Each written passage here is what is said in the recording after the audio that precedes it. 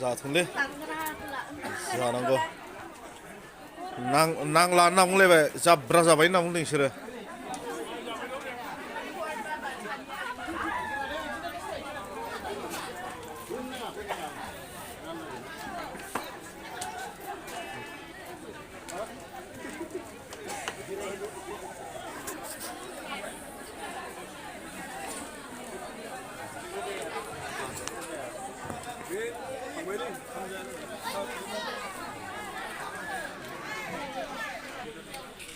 गलमानि ओंखाम रानग्राफोरा नै नायदो बिथांमोनानो जुदि सोरबाफोर हाबा बा माबा मोनसे पार्टि जायोब्ला केटारिं ग्रुप नांगौबा गलमायाव कन्टेक्ट खालामनानै लांनो हागोन होननाय बिथांमोना केटारिंआव बिराद मोजां नायनानै लाबानो जाबाय ने नांगौ जायोबा नोंथांमोना कन्टेक्ट खालामनो हागोन लांफैनो हागोन कन्टेक्ट खालामनानै आरो बिथांमोना बांद्राय बिदि एमाउन्ट लाया खम एमाउन्टआवनो बिथांमोना थाङो नै बिथां कान्छन बिथांखौ हमबानो नोंथांमोना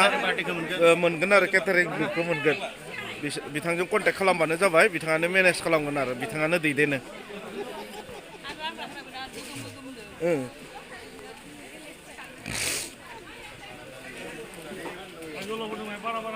जाबाय सालनाय नोंबा दांबाय आं बुङो तारमाने जागा खालि दोंमोन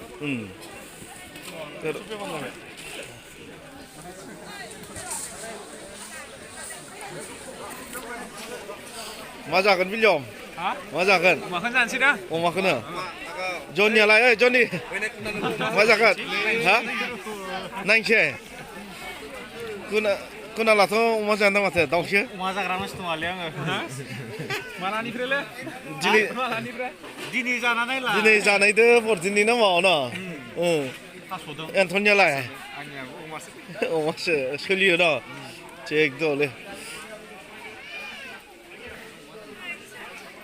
नोंसोर अमा ना मा जायो दाउसो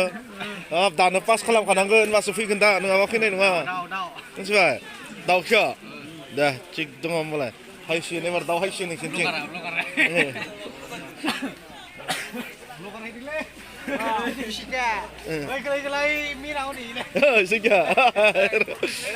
नोंसोर मा जायो अमा दे थिग दङ अमायानो बेस्ट न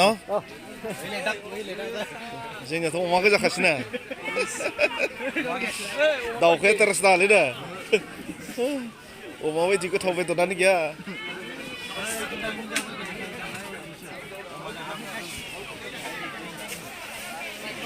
आलासि बारा गैलादां ना आलासिया दंबावोमोन माथो हनै दंखौमोन आलासि